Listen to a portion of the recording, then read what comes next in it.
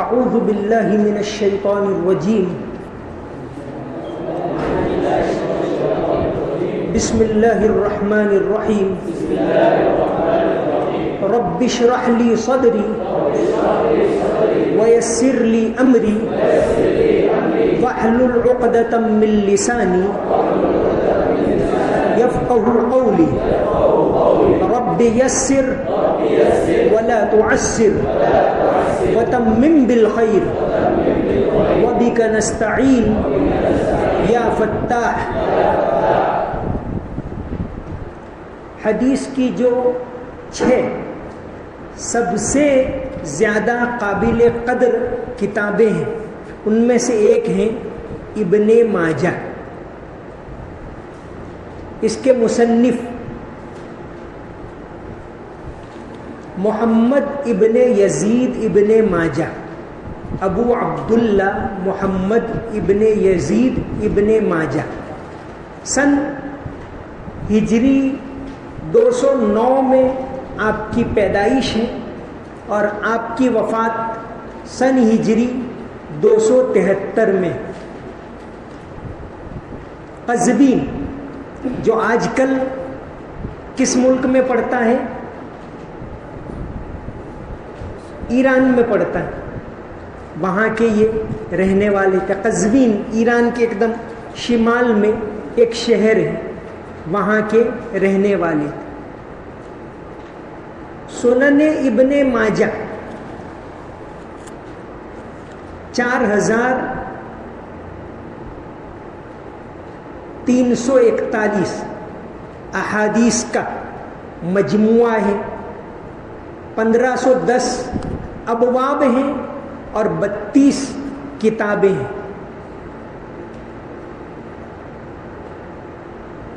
امام یہ 6 حدیث کی جو کتابیں ہیں یہ کہ بھئی صحاح 6 یہ امت میں کب سے رائج ہوں۔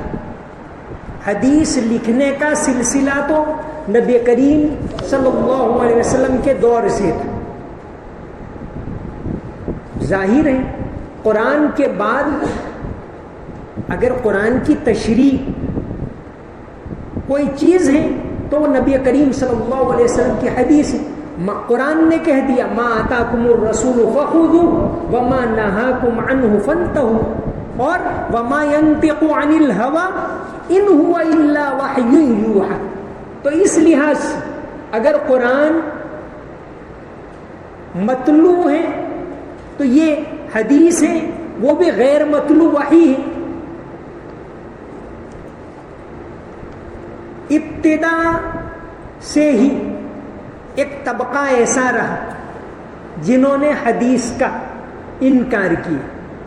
سب سے پہلے خوارج، جب تک وہ حضرت علی رضی اللہ عنہ کے ساتھ تب تک تھے، جب الگ ہو گئے تو وہی کہ ہم تو کتاب اللہ کو مانتے، کتاب اللہ کے فیصلے کو مانتے۔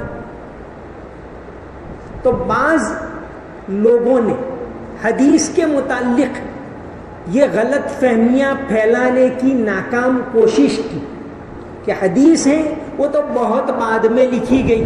جیسے آپ دیکھتے کہ امام بخاری رحمۃ اللہ علیہ ان کی وفات 256 میں ہجری 200، تو اس کا مطلب یہ ہوا کیا 200 سال کے بعد احادیث لکھی گئی۔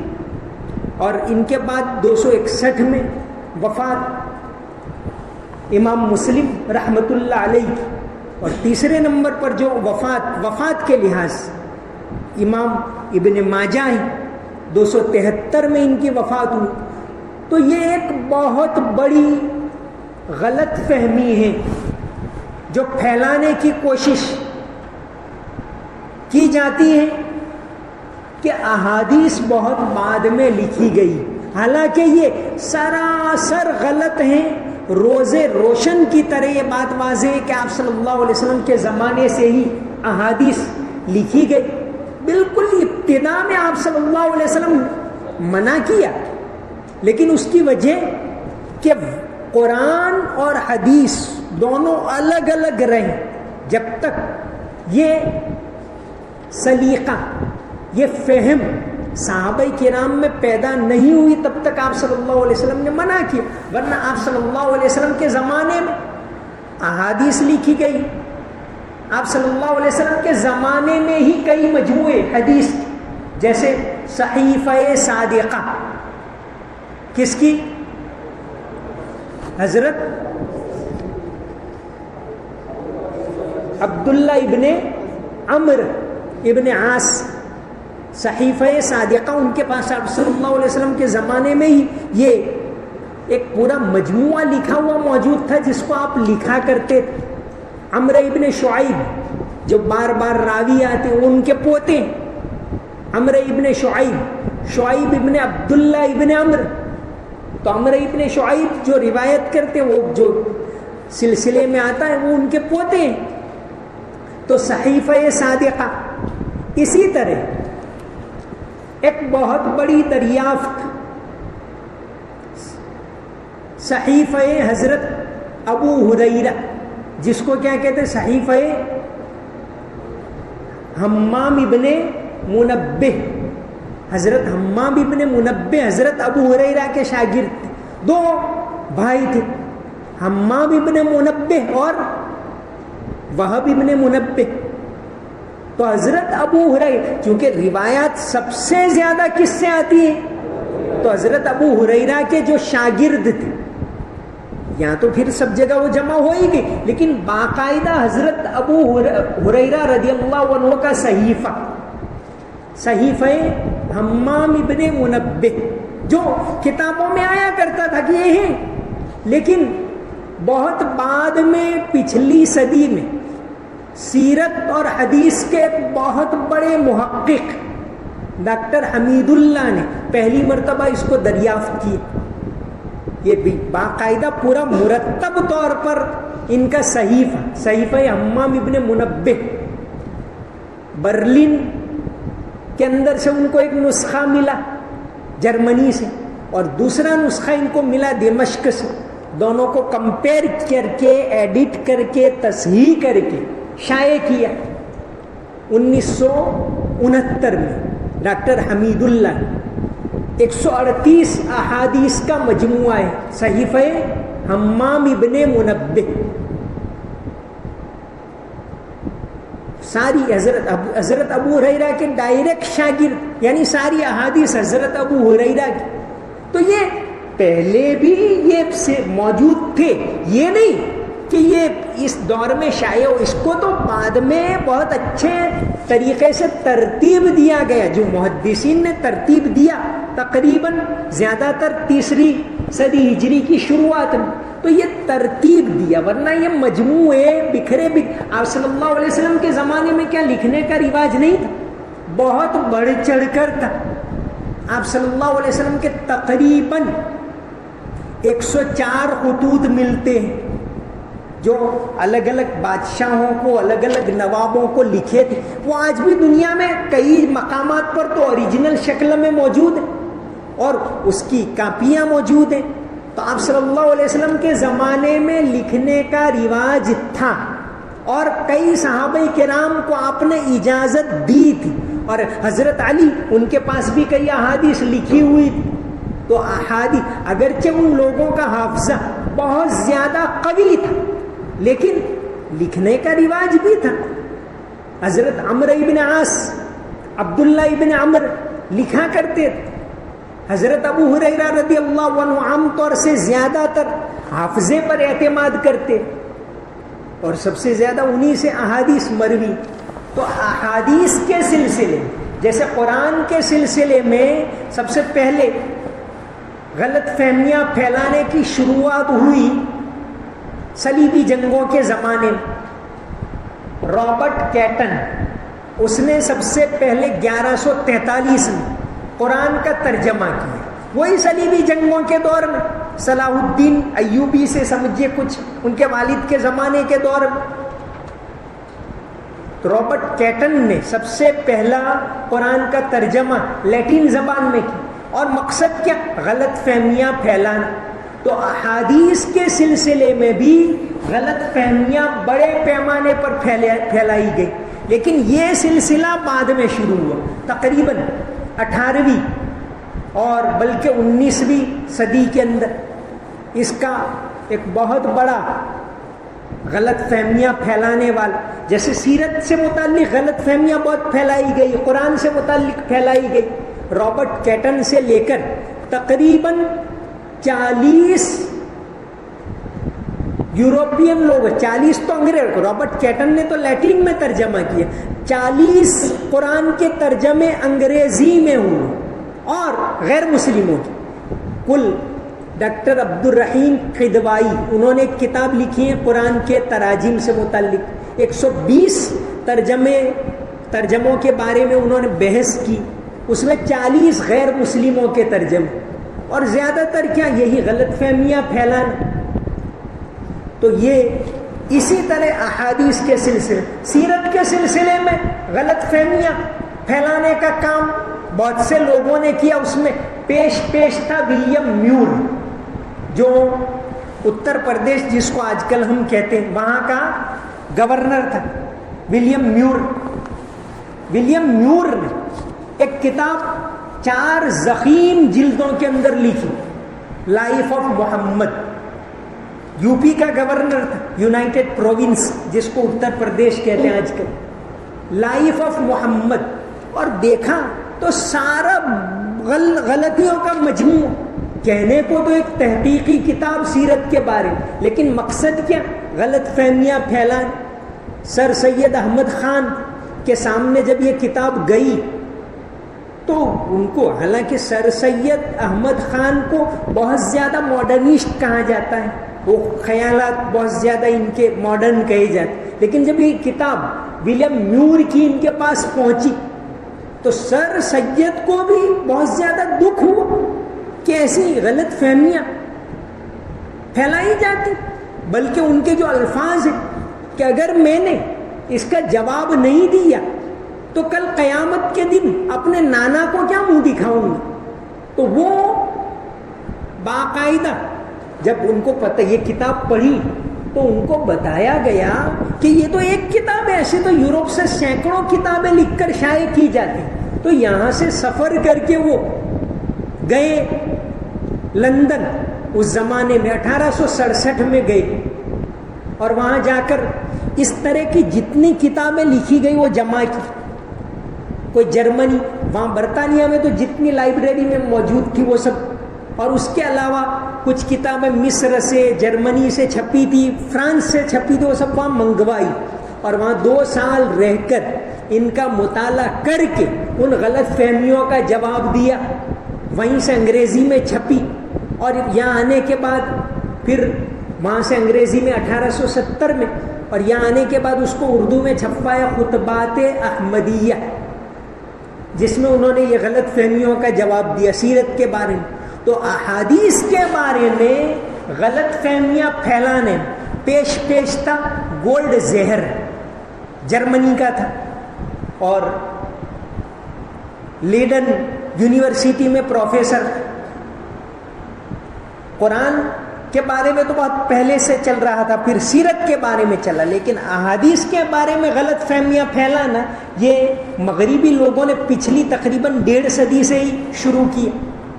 تو گولڈ زہر باقاعدہ یہاں آیا شام میں، اور اس زمانے میں حدیث کے ایک بہت بڑے عالم تھے شیخ محمد طاہر الجزائری، ان کے پاس پڑھا. پھر اس کے بعد شیخ محمد عبدہ مصر کے بہت مشہور ہیں، ان کے پاس پڑھا. پھر وہاں جا کر اپنا مشن ہی یہ بنا لیا کہ حدیث کے بارے میں غلط فہمیاں پھیلائی جائے، کہ یہ تو سب بہت بعد میں جمع ہوئے. اسی کے نتیجے میں ڈاکٹر حمید اللہ نے یہ تحقیق کی کہ 1 صدی کے اندر، بلکہ آپ صلی اللہ علیہ وسلم کے زمانے میں کون کون سے مجموعے شائع ہوئے. جیسے آپ صلی اللہ علیہ وسلم مدینہ پہنچے، مدینہ پہنچنے کے بعد جو مدینہ کے یہودی اور وہاں کے اوس خزرج اور سب کو ملا کر ایک معاہدہ آپ نے کیا، جو کس نام سے مشہور ہے؟ آپ صلی اللہ علیہ وسلم مدینہ پہنچے تو سب کو جمع کر کے ایک معاہدہ کیا. کون سا؟ میثاق مدینہ. 52 شرائط کا یا کہ ایک 52 دفعات کا ایک دستور جو سب سیرت کی کتابوں میں موجود ہے، تو یہ لکھنے کا رواج ہے. جیسے آتا ہے آپ صلی اللہ علیہ وسلم نے حجۃ الوداع کا خطبہ دیا تو ایک صحابی آئے، یمن سے آئے ہوئے تھے، ابو شاہ کر کے آتا ہے سیرت کی کتابوں کے اندر کہ ابو شاہ نے عرض کیا کہ حضور جو آپ نے خطبہ دیا وہ میں تحریری شکل میں چاہتا ہوں. آپ صلی اللہ علیہ وسلم نے حکم دیا اور پورا خطبہ لکھ کے ان کو دیا گیا. تو یہ لکھنے کا رواج، یہ ترتیب بہت بعد میں دی، لیکن لکھنے کا رواج تو شروع سے ہی تھا. تو یہ ساری چیزیں آپ صلی اللہ علیہ وسلم کے سارے خطوط ہیں، حدیبیہ کا جو قرار ہوا اس کو بھی لکھا گیا. تو لکھنے کا رواج بعد میں ہے. یہ ایک طرح کی غلط فہمیاں پھیلانے کی کوشش، اور یہ بالکل غلط. تو کئی محققین نے اس کے اوپر کام کیا ہے، جیسے ڈاکٹر حمید اللہ کا نام اس میں پیش کہ اول صدی کے اندر، بلکہ آپ صلی اللہ علیہ وسلم کے دور سے ہی احادیث کے کون کون سے مجموعے، حدیث کا سب سے بڑا مجموعہ کون سا، حدیث کی سب سے بڑی کتاب کون سی؟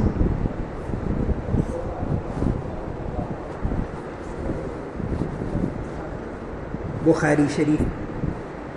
بخاری شریف کے جیسے آپ سنتے ہیں کہ بخاری شریف، چلو وہ بات ابھی رکھو، سب سے بڑا مجموع بخاری شریف جو ہے کہ کہتے کہ امام بخاری کو 6 لاکھ احادیث یاد تھی. تو یہ بھی غلط فہمی پھیلاتے کہ اتنی ساری 6 لاکھ آئی کیسے. لیکن ماہرین نے اس کا بہت اچھا جواب دی کہ کوئی جو حدیث ہوتی کہ بھئی مثال کے طور پر صلو کما رأیتمونی اصلی، حدیث ایک ہی، مثال کے طور پر 5 صحابہ کرام نے سنی، 5 کے 5 شاگرد ہیں. اب وہ سلسلے کتنے ہو گئے روایتیں؟ 5 سے 25.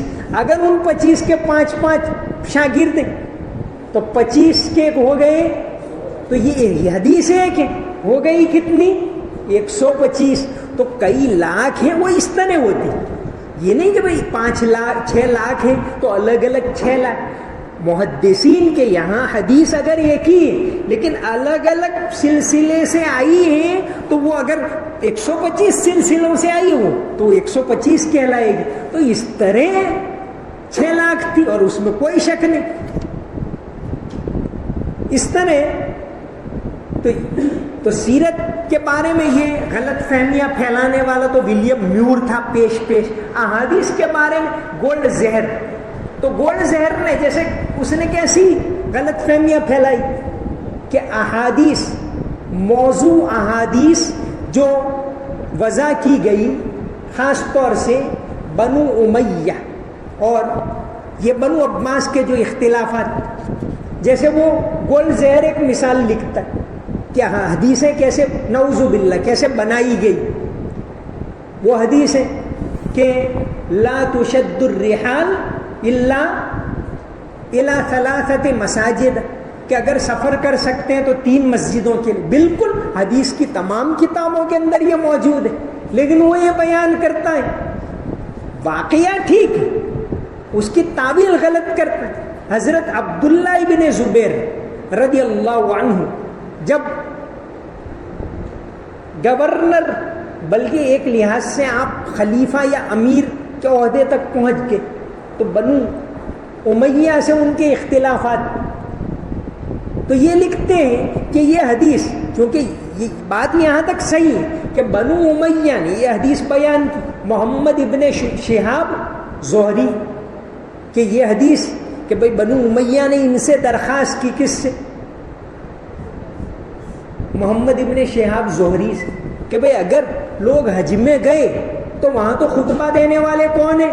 عبداللہ ابن زبیر، اور وہ تو بہت بڑے خطیب ہیں. اگر یہاں کے لوگ گئے تو یہ ان کی روایت نقل کفر نباشت کہ اگر وہ گئے وہاں تو کیا کریں گے؟ عبداللہ ابن زبیر تو بڑے خطیب ہیں، اگر وہ خطبہ دیں گے تو ان کی باتوں کے اندر لوگ آ جائیں گے اور پھر ہمارے مخالف ہو جائیں گے. تو انہوں نے ابن شہاب زہری کو یہ کہا کہ تم کو ایسی حدیث بناؤ، تو انہوں نے یہ حدیث بنا دی کہ لا تشد الرحال الا الى ثلاثه مساجد، کہ 3 مسجدوں کے لیے سفر کر سکتے. تو آپ دمشق والے اس سال مکہ حج میں نہ جائیں، بلکہ اس سال سفر کہاں کریں؟ بیت المقدس کا. تو یہ تو ٹھیک ہے کہ انہوں نے یہ کہا کہ جب مکہ کا سفر کرتے ہو تو بیت المقدس کا بھی کرو، یہاں تک ٹھیک ہے. لیکن اس نے تعویل اس کی بالکل غلط کہ یہ حدیث بنا لی. تو اس طرح کی بہت ساری غلط فہمیاں ان لوگوں نے پھیلائی. تو حدیث کا سلسلہ دنیا میں، قرآن تو اپنی جگہ پر برحق ہے کہ ایک نقطے کا بھی اس میں فرق نہیں، سوال ہی نہیں. اور ساری دنیا کے اندر یہ چیلنج ہے کہ کوئی بتا دے. دوسری باتیں اس میں نکالیں گے، لیکن تعویل کے بارے میں، تفسیر کے بارے میں پھر غلط فہمی پھیلائیں گے. لیکن کوئی یہ ثابت نہیں کر سکتا کہ قرآن کے اندر، کہ اگر قرآن میں پہلے کاتب نے سورہ انبیاء کے اندر قال ربی یعلم القول فی السماء والارض، وہاں قال کیسے لکھا ہے؟ کاف پر کھڑا زبر. اگر کوئی کاف اور الف کے ساتھ لکھے تو غلط تو ہے نہیں. لیکن حضرت زید ابن ثابت نے اس جگہ پر قال کیسے لکھا ہے؟ کھڑا زبر کے ساتھ. وہاں وہ نہیں، الف نہیں. تو قیامت تک وہ اسی طرح لکھا جائے گا. وہاں قال کو کوئی کاف الف کے ساتھ نہیں لکھے گا، حالانکہ اس میں کوئی فرق نہیں پڑتا اگر کوئی کس سے لکھے الف سے. تو قرآن کریم کی حفاظت تو اتنی زیادہ ہے. ڈاکٹر حمید اللہ نے قرآن کی حفاظت کے سلسلے میں بڑی تحقیق کی. انہوں نے ایک مثال، حضرت عثمان رضی اللہ عنہ کا جو قرآن ہے اس وقت کہاں ہے؟ نہیں، تاشقند میں. حضرت عثمان نے تو بہت سارے کلام، نسخے لکھوائے، کاپیاں لکھوائی، لیکن وہ قرآن جو وہ خود پڑھ رہے تھے اور شہید ہوئے، وہ قرآن تاشقند کے اندر. یہ افغانستان کے بعد ایک ملک پڑتا ہے ازبیکستان. تاشقند، ہاں، تاشقند، بخارا، سمرقند، یہ سب کس میں پڑھتے ہیں؟ بخارا. کہاں ہے امام بخاری کا بخارا؟ آج کل کس ملک میں ہے؟ ازبیکستان. تو ازبیکستان کے اندر ایک اور شہر ہے تاشقند، وہاں حضرت عثمان رضی اللہ عنہ کا وہ قرآن موجود ہے. پھر اس کے بعد اس کی اب تو زمانہ بدل گیا، اسی کی فوٹو کاپی لے کر دنیا میں جگہ جگہ، کئی جگہ لائبریریوں میں سب جگہ ہے. لیکن جو اوریجنل ہے بھائی اس کی فوٹو کاپی لے لی کہ بھائی میرا ہاتھ کا لکھا کاپی لے لی، دوسری جگہ پر رکھ دیا، تیسری. جیسے حضرت علی رضی اللہ عنہ کے ہاتھ کا لکھا ہوا قرآن کہاں موجود ہے؟ ہندوستان میں. کہاں ہے؟ بات تو اپنی حدیث پر چل رہی ہے، لیکن حضرت علی رضی اللہ عنہ کے ہاتھ کا لکھا ہوا قرآن ہندوستان کے اندر رضا لائبریری رامپور کے اندر موجود ہے. 1872 میں وہاں کے نواب کلب علی خان گئے تھے اور ان کے ساتھ شاعر داغ دہلوی بھی وہ گئے تھے. تو وہاں وہ بہت سارے تحفے لے کے گئے تھے، تو انہوں نے وہ قرآن ان کو ہدیے میں دیا تھا، حضرت علی کے ہاتھ کا لکھا ہوا، جو کہاں موجود ہے؟ رضا لائبریری رامپور. عربی اور فارسی مخطوطات یعنی ہاتھ کی لکھی ہوئی کتابوں کی سب سے بڑی لائبریریاں ہندوستان میں 2 ہیں. سب سے بڑی پہلے نمبر کی تو کون سی؟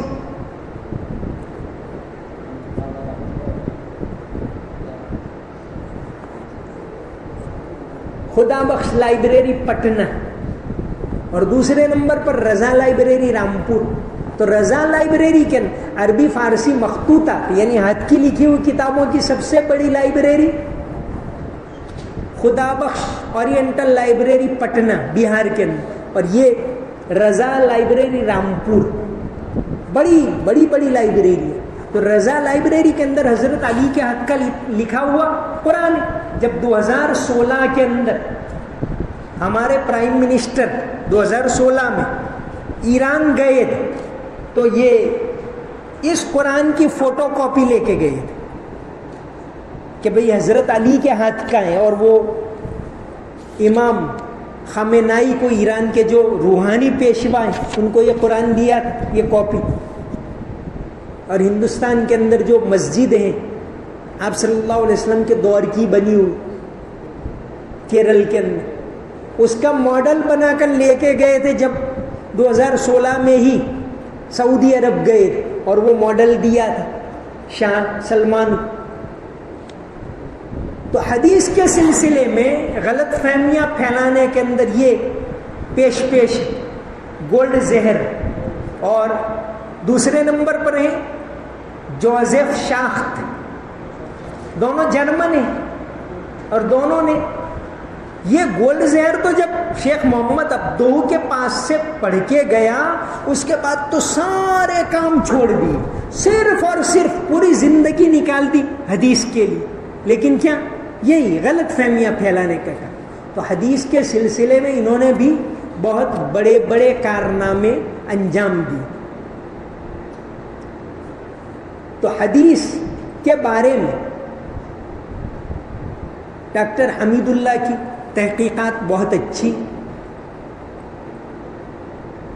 حدیث کے مجموعے صحیفہ صادقہ حضرت عبداللہ ابن عمر رضی اللہ عنہ کا، یہ آپ صلی اللہ علیہ وسلم کے زمانے میں تھا. حضرت علی کا صحیفہ آپ صلی اللہ علیہ وسلم کے زمانے میں ہی موجود. حضرت ابو ہریرہ کا صحیفہ اگرچہ مرتب ہوا تابعین کے دور میں، یعنی ترتیب دی آپ کے شاگرد نے، کس نے؟ حمام ابن منبہ نے. 138 احادیث، اور وہ دریافت کب ہوا؟ ابھی 50 سال پہلے. لیکن جب اس کو ملایا تو ہو بہو یہ ساری کی ساری احادیث انہی الفاظ میں بغیر کسی فرق کے مسند احمد میں موجود ہے. تو اس کا مطلب یہ کہ بہت پہلے سے احادیث کو ترتیب دینے کا سلسلہ جاری تھا. تو حدیث کی 6 امت نے 6 کتابوں کو کہ بھئی یہ تو لکھی اور کل سے یہ سیاہ ستہ بن گئی، ایسا تو تھا نہیں. جیسے فقہی مذاہب کہ بھئی 4 مذاہب کو امت نے اپنا لیے، تو یہ تو امام ابو حنیفہ کو تو پتہ بھی نہیں تھا کہ میں جاؤں گا اور میرا جو طریقہ کار ہے وہ رائج ہو جائے گا. تو حدیث کی جو 6 کتابیں ہیں، سب سے پہلے حافظ ابو الفضل محمد ابن طاہر مقدسی، حافظ ابو الفضل مقدسی، جن کی وفات ہے 507 ہجری میں، یعنی 500 سال کے بعد. انہوں نے ایک کتاب لکھی شروط الائمۃ الستہ. حافظ ابو الفضل مقدسی، شروط الائمۃ الستہ. تب سے جا کر یہ بات، یہ لفظ رائج ہو گیا سیاہ ستہ. گویا یہ لفظ کس نے رائج کیا؟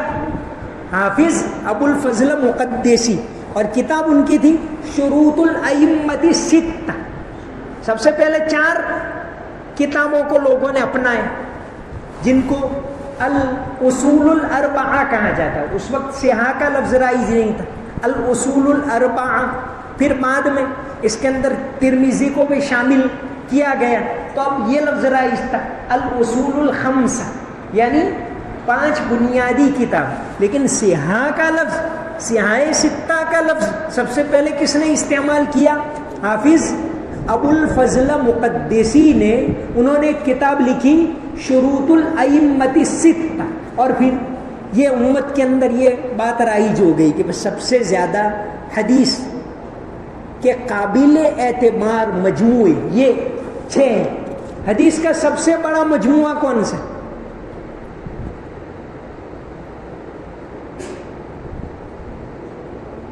ہمارے گجرات کے ہی ایک عالم نے تیار کی ہے.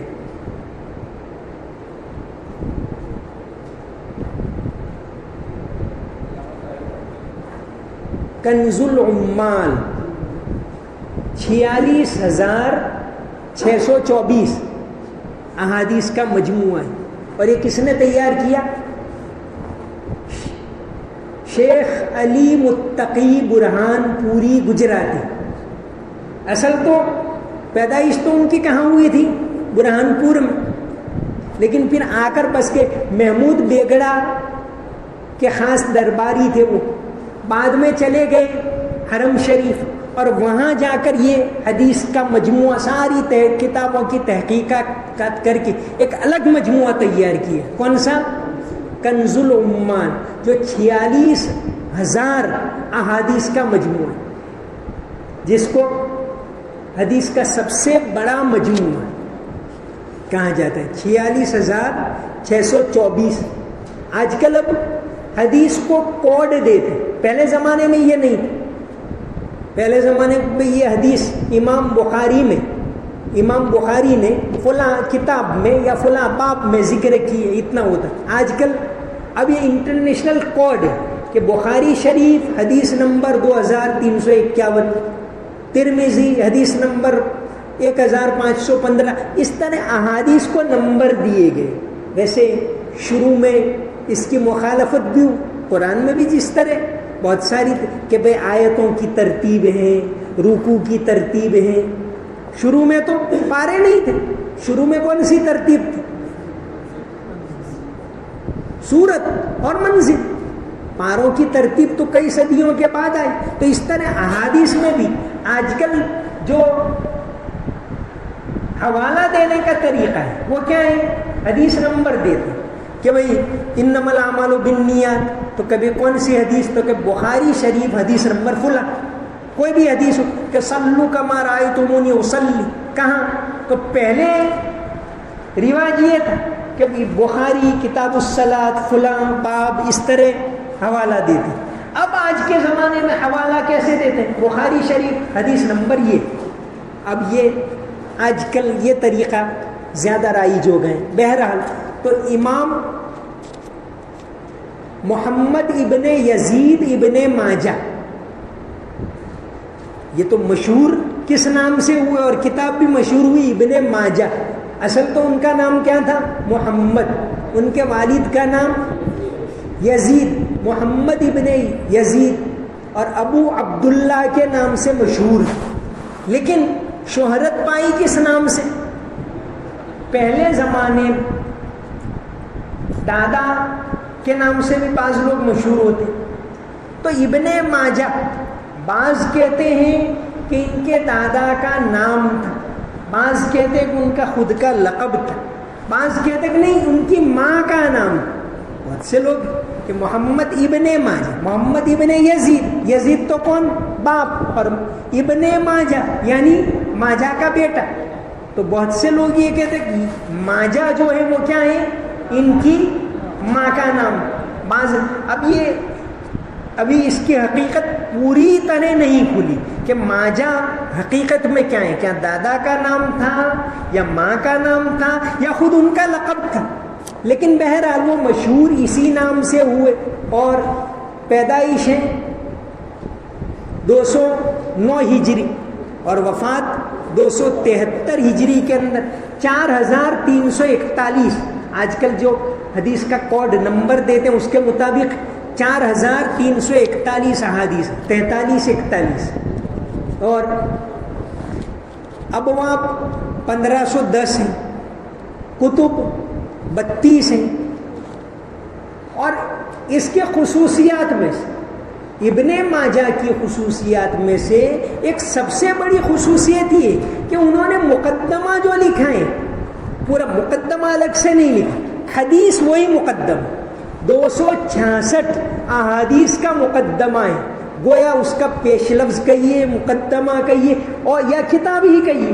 266 اوروں نے جو مقدمہ لکھے، جیسے آگے الگ لکھتے کہ اس کتاب میں میں نے یہ جمع کیا، یہاں سے کیا، یہ ترتیب ہے، کچھ نہیں، سیدھے ہی 266 احادیث کا مقدمہ انہوں نے لکھا ہے. یہ ایک ان کی خصوصیت.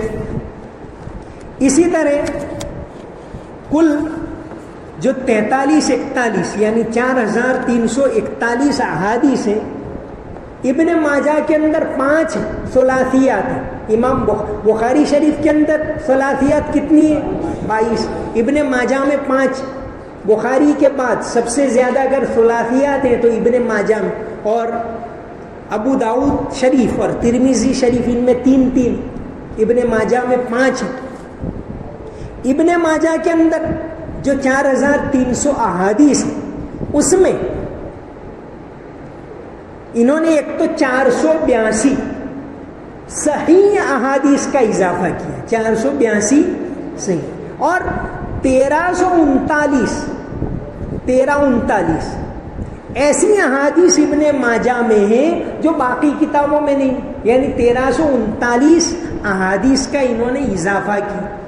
ویسے 6 کتابوں میں عام طور سے اس کو 6 نمبر پر کہا جاتا ہے، لیکن 6 ائمہ میں وفات میں 3 نمبر پر ان کی وفات ہوئی 273 میں۔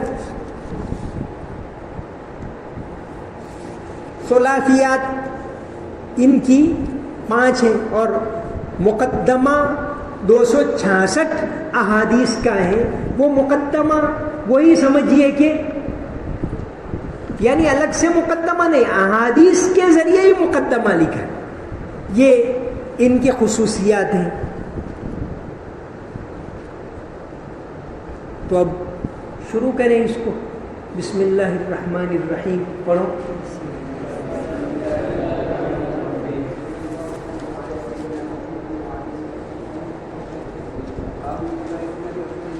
ہاں، باب اتباع سنت رسول اللہ، یہ ان کا مقدم، باب اتباع سنت رسول اللہ صلی اللہ علیہ وسلم، اور اس میں سنت کی فضیلت، صحابہ کرام کے فضائل، چونکہ احادیث ہم کو پہنچی صحابہ کرام کے واسطے، تو یہ بہت ساری چیزیں اس مقدمے کے اندر انہوں نے لے لی ہیں۔ چلو پڑھو۔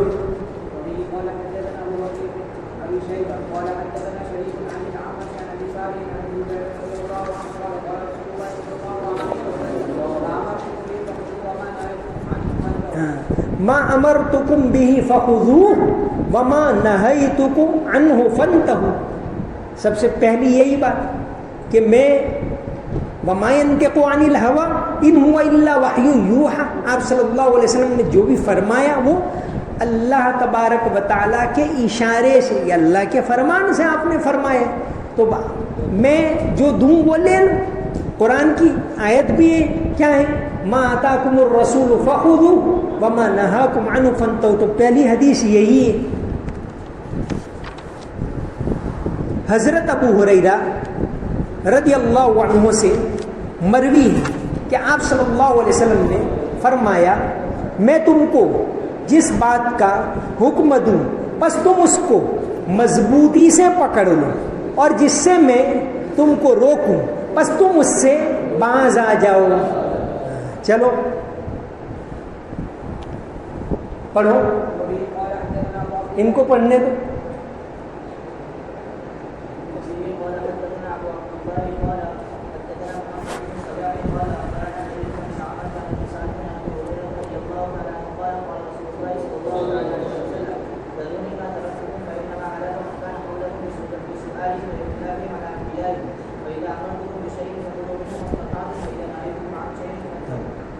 چند باتیں ایک ساتھ آ گئی، حدیث بالکل صاف صاف، احادیث کی تعلیم بالکل واضح ہے، جیسے قرآن ایک عام، قرآن کیسا ہے؟ ایک عام انسان بھی سمجھ سکتا ہے، ایک ان پڑھ انسان بھی جو عربی جانتا ہو سمجھ سکتا ہے، اور ایک اعلیٰ سے اعلیٰ پڑھا لکھا وہ بھی سمجھ سکتا ہے۔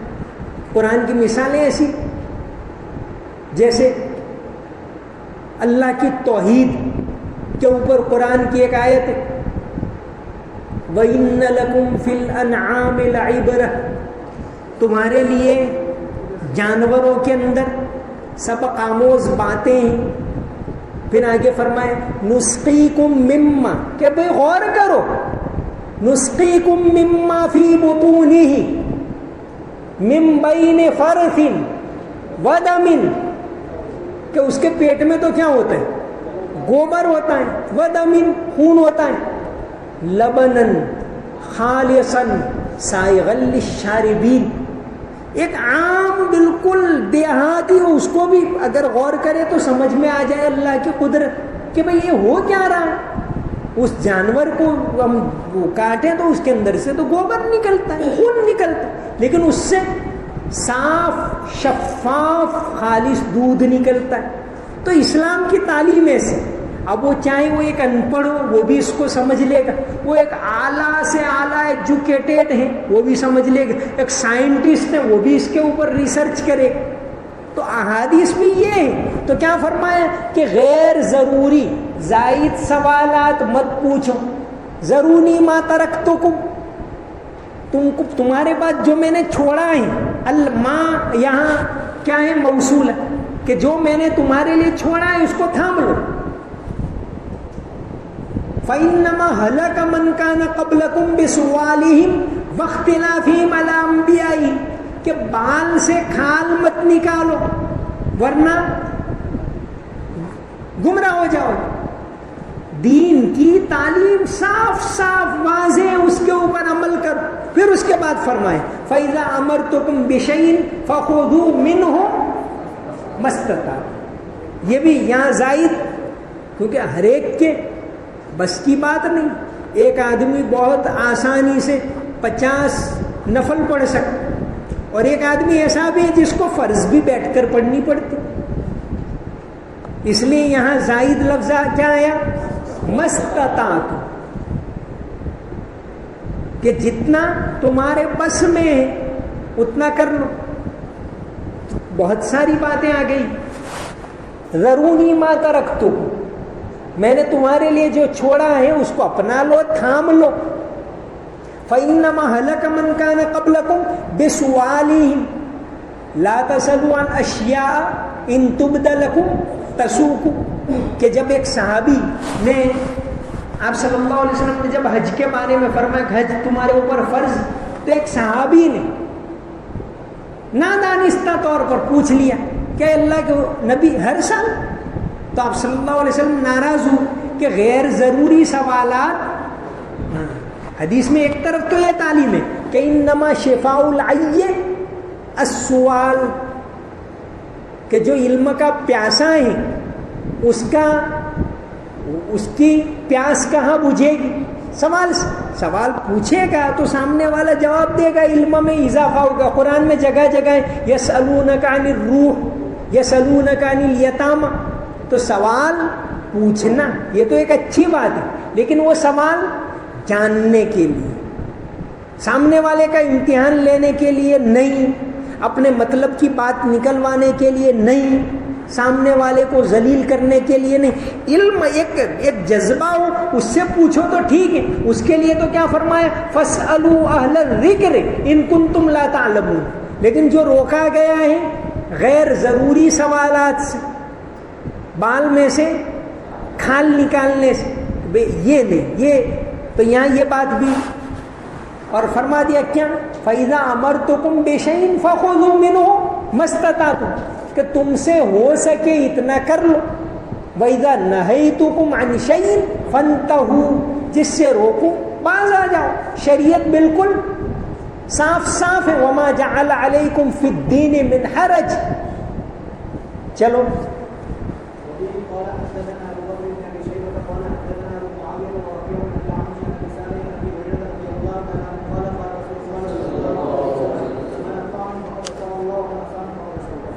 حضرت ابو ہریرہ رضی اللہ عنہ سے مروی ہے کہ آپ صلی اللہ علیہ وسلم نے فرمایا جس نے میری اطاعت کی اس نے اللہ کی بات مانی, اور جس نے میری نافرمانی کی اس نے اللہ کی نافرمانی کی. کیوں؟ وما ينطق عن الهوى ان هو الا وحی یوحى, کہ آپ نے جو فرمایا کوئی اپنی طرف سے نہیں فرمایا, بلکہ اللہ نے جو باتیں بتائی وہی فرمائی. چلو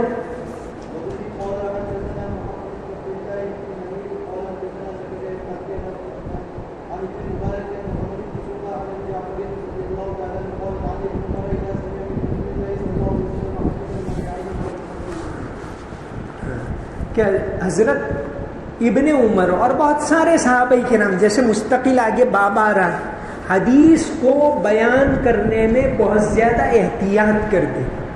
آپ صلی اللہ علیہ وسلم کی باتیں ایک تو اس کا مفہوم بیان کرو تو کوئی حرج نہیں، لیکن جہاں قال رسول اللہ یہ کہو تو پھر کیا کرنا پڑے گا؟ ہو بہو انہی الفاظ کے اندر بیان کرنا پڑے گا. تو یہاں جو پہلا باب مقدمہ احادیث کے بارے میں چل رہا ہے تو اس میں یہ ایک بات بتائی کہ کان ابن عمر اذا سمع من رسول اللہ صلی اللہ علیہ وسلم حدیثا لم يعدوه، اس سے آگے نہیں بڑھتے، جتنے الفاظ آپ نے بیان کیے اسی کو یاد کر لیتے. ولم يقصر دونه، نہ اس میں زیادتی کرتے تھے اور نہ کمی کرتے تھے. چلو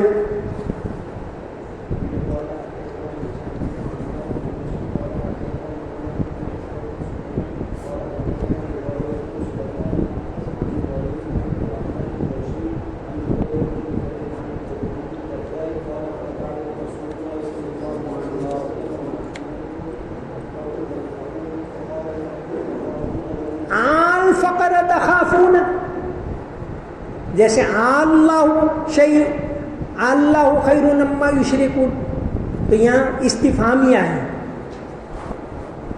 چلو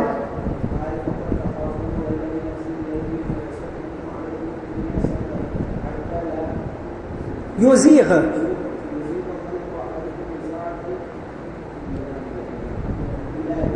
اللہ ہی وعلم اللہ،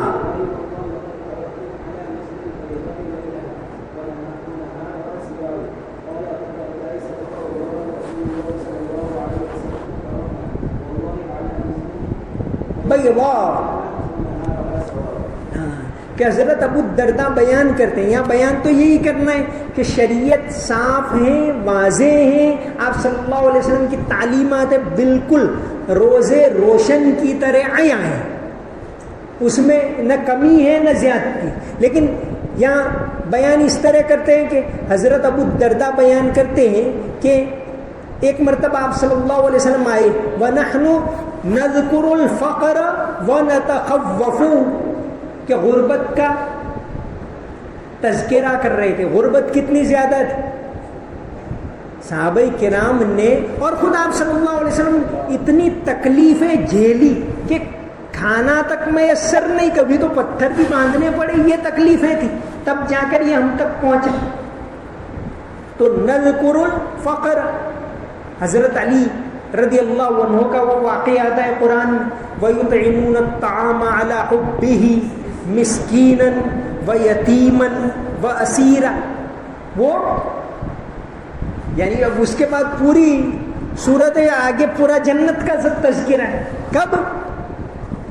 حضرت علی رضی اللہ عنہ کا وہ واقعہ آتا ہے، حضرت فاطمہ کا بھی، کہ حضرت حسن یا حضرت حسین ایک مرتبہ بیمار تھے.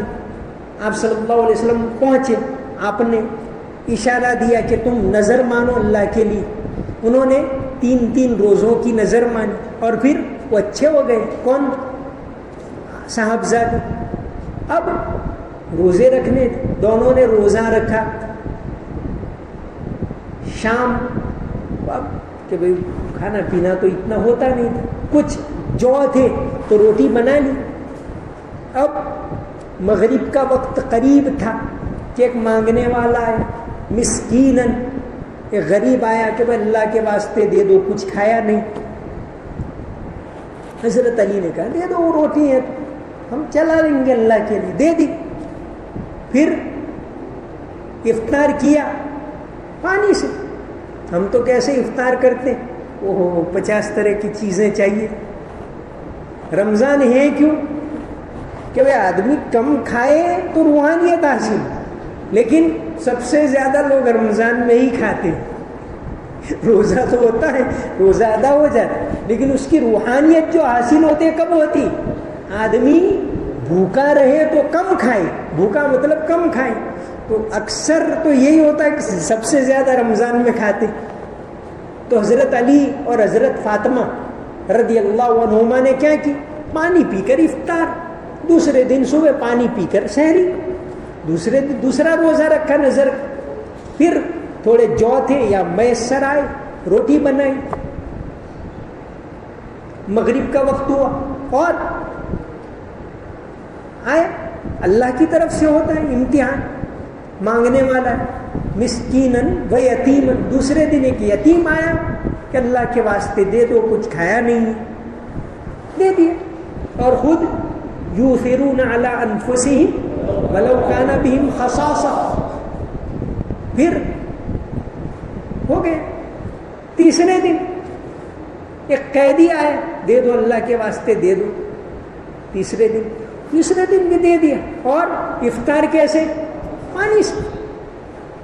اللہ کو یہ ادا پسند آ گئی. انما, اور کیا کہا؟ انما نطعمکم لوجہ اللہ. ہم نے کیوں کھلایا؟ لا نرید منکم جزاء ولا شکورا. تم ہم کو شکریہ کہو, جزا یہ بھی ہم تو نہیں چاہتے. ہم نے دیا ہے کیوں؟ سامنے والے کا اپنا فرض ہے کہ وہ شکریہ کہے, لیکن ان کی تو نیت کیا ہے؟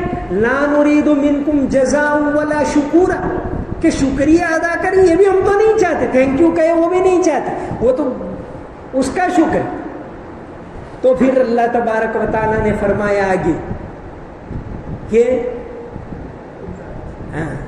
اِنَّا نَخَافُ مِن رَبِّنَا يَوْمًا عَبُوسًا قَمْطَرِيرًا فَوَقَاهُمُ اللَّهُ شَرَّ ذَلِكَ الْيَوْمِ وَلَقَّاهُمْ نَضْرَةً وَسُرُورًا وَجَزَاهُمْ بِمَا صَبَرُوا جَنَّةً وَحَرِيرًا مُتَّكِئِينَ فِيهَا عَلَى الْأَرَائِكِ لَا يَرَوْنَ فِيهَا شَمْسًا. اور پھر اس کے إِنَّ هَذَا كَانَ لَكُمْ جَزَاءً وَكَانَ سَعْيُكُمْ مَشْكُورًا, کہ تم لوگوں کا شکریہ نہیں چاہتے تھے, ہم تمہارے قدردان ہیں. وَكَانَ سَعْيُكُمْ مَشْكُورًا. شیعہ لوگ تو اس واقعے کو بہت بڑا چڑھا کر پیش کرتے. کیسے کہتے کہ شکریہ ادا کرنا ایک واقعہ تو قرآن میں کوئی شک نہیں, حضرت علی کے فضائل ہے, اس میں بھی کوئی شک نہیں. شیعہ لوگ کچھ بڑھا چڑھا کر پیش کرتے کہ حضرت ابراہیم علیہ السلام سارے پیغمبر اللہ کے شکر گزار تھے. شکر گزاری یہی دین کا حصہ. حضرت ابراہیم کے لیے کیا کہا؟ شاکرا لانعمہ. حضرت نوح علیہ السلام کو کہا انہ کان عبدا شکورا. کون سے پارے میں؟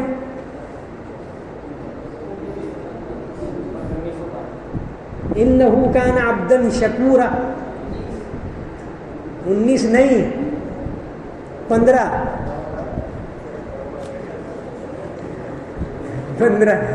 سورہ بنی اسرائیل. شکورا, وہ بھی شکر گزار.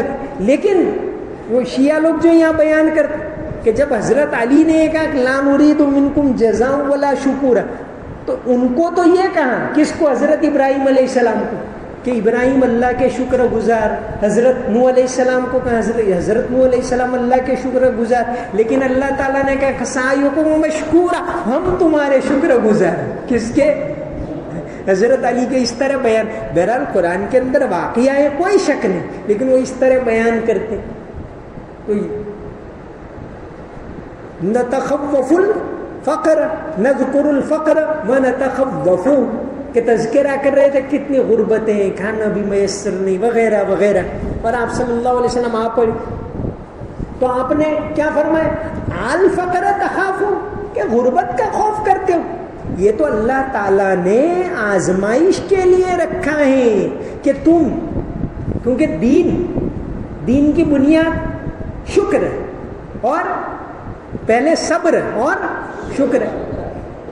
تم ابتدائی صورتیں ساری کی ساری دیکھ لو. صبر کا فاصبر صبرا جمیلا, سورہ وَلِرَبِّكَ فاصبر, سورہ مدثر کے اندر وہاں فاصبر صبرا جمیلا. سورہ نون شروع میں اترنے والی فاصبر لحکم ربک ولا تکن کصاحب الحوت, صبر کا تذکرہ ہے. تو حضور نے فرمایا الفقر تخافو, کہ کیا غربت کا خوف؟ ارے اللہ تبارک و تعالیٰ اتنا مال دے گا. والذی نفسی بیدہ لتصبن علیکم الدنیا صبا, انڈے لی جائے گی, ڈھیر کے ڈھیر آئے. حضرت عمر کے زمانے میں وہ اس کا تاج آ گیا. کس کا؟ کسرا کا. لتصبن علیکم الدنیا صبا حتی لا یزیغ قلب احدکم الا ہی, کہ اگر لوگ غفلت میں پڑیں گے تو کس کی وجہ سے؟ مال کی وجہ سے. تو اللہ تعالیٰ نے تم کو رکھا ہے صبر میں تو بہت اچھی بات ہے. وہ قرآن کا اردو منظوم ترجمہ کس نے کیا ہے؟ نظم میں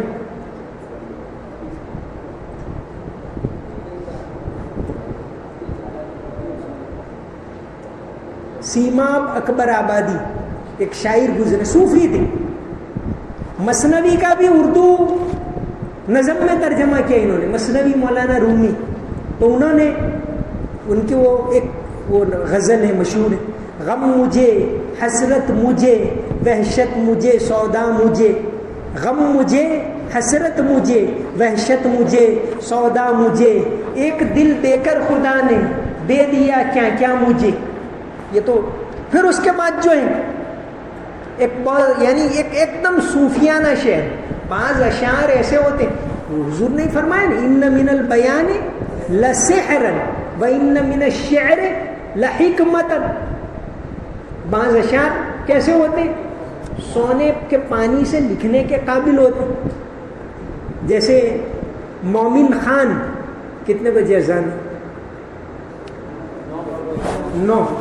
مومن خان ایک شاعر گزرے غالب سے پہلے، ان کا ایک شعر ہے. کس کا؟ مومن جو ہے وہ شاہ عبد العزیز رحمت اللہ علیہ کے شاگرد اور سید احمد شہید کے بھی مرید خاص تھے. ان کا ایک شعر ہے، تم میرے پاس ہوتے ہو گویا، تم میرے پاس ہوتے ہو گویا جب کوئی دوسرا نہیں ہوتا. غالب نے کہا کہ میرا سارا دیوان تم لے لو، یہ ایک شعر دے دو مجھے، تم میرے پاس. ارے غالب نے کہا کوئی یہ شعر تم سمجھے نہیں، یہ تصوف کی کتنی انتہا تک پہنچا ہے. غالب نے اس کا الگ ہی مطلب نکالا. تم میرے پاس ہوتے ہو گویا، یعنی میں تم سے بات کر رہا ہوں. کس سے؟ تم میرے پاس ہوتے ہو گویا جب کوئی دوسرا نہیں ہوتا. تو غالب نے کہا میرا سارا دیوان لے لو اور ایک شعر دے دو مجھے. جیسے مولانا تھانوی نے حضرت مجذوب کو وہ شعر کون سا؟ ہر تمنا اب تو آ جا، اب تو خلوت ہو گئی. تو کہ اگر 1,00,000 روپے میرے پاس ہوتے تو میں انعام دے دیتا. اگر ہوتے تو شفیع کو تو دے ہی دیتے.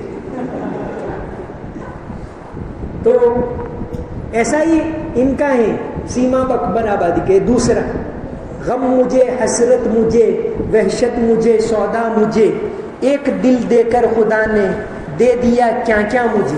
اس میں یہ جو دنیا دل سے نکلے گی تو اس کی پہچان آئے گی. دوسرا شعر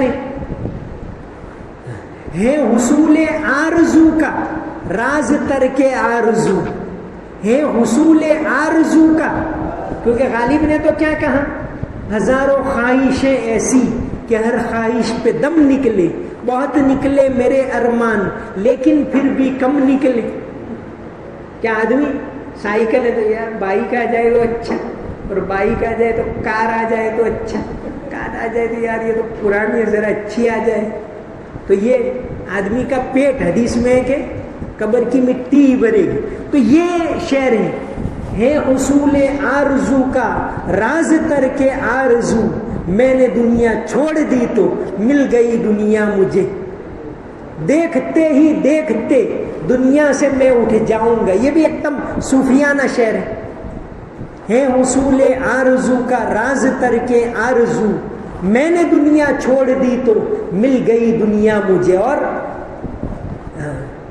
دیکھتے ہی دیکھتے دنیا سے میں اٹھ جاؤں گا، دیکھتی کی دیکھتی رہ جائے گی دنیا مجھے. غم مجھے حسرت مجھے وحشت مجھے سودا مجھے، ایک دل دے کر خدا نے دے دیا کیا کیا مجھے. تو یہاں یہی فرمائے آل فقر تخافون، اس سے کیا ڈرنا؟ ارے فکر کرو اس بات کی کہ اللہ تعالیٰ نے تم کو کیسی شریعت دی ہے. لیلھا کیا فرمایا کہ لقد ترکتکم علی مثل البیضاء, کیسی روشن شریعت میں نے تم کو دی. لیلھا ونہارھا سوا, شریعت میں کوئی اونچ نہیں, بالکل صاف صاف. جیسے بھئی رات الگ ہے دن الگ ہے, تو وہاں ایسا نہیں, لیلھا ونہارھا سوا. قال ابو الدرداء صدق واللہ رسول اللہ صدق, اللہ کے رسول صلی اللہ علیہ وسلم نے سچ کہا کہ شریعت کیسی ہے, بالکل صاف صاف واضح. مثل البیضاء علی مثل البیضاء لیلھا ونہارھا سوا, کہ شریعت کیسی ہے, صاف صاف, کوئی اونچ نیچ نہیں, بالکل ایک عام آدمی بھی اس کو سمجھ لے اور ایک بڑا پڑھا لکھا ہے وہ بھی اس کو پہچان لے. یہ ہے شریعت.